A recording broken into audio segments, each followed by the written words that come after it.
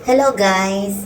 Pag gusto mong pumunta sa Livigno ng may snowfall, ay may kaakibat na waiting o paghihintay dahil sa paglalagay ng katena o kaya chain para hindi dumulas ang mga sasakyan. Katulad namin, ay kinakailangan magantay ka ng 30 minutes to 45 minutes sa paglalagay ng katena or chain. Dahil kung hindi, ay dudulas ang gulong ng iyong sasakyan. Ayan po, naghintay kami habang nag-aantay kami.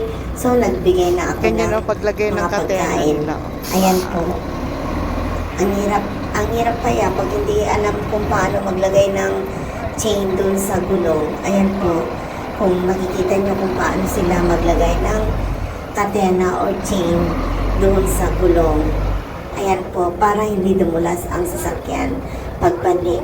Kasi nung nagpunta kami ay nag-i-snow. Hello guys, thank you for watching. Don't skip po yung ads para lahat po ay masaya. Thank you guys for watching. Hi!